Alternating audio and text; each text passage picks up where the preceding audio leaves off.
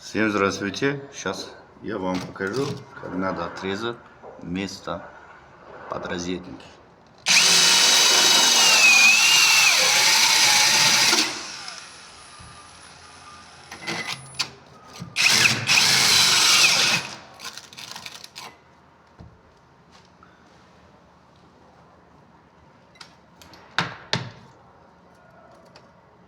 Вот один готов.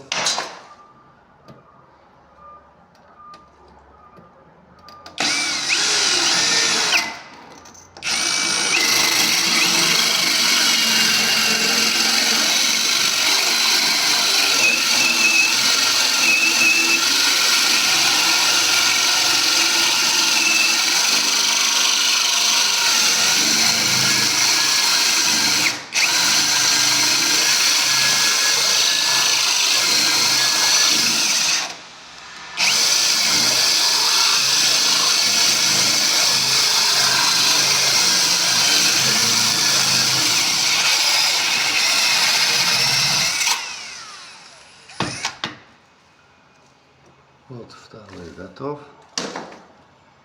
Сейчас третий уже.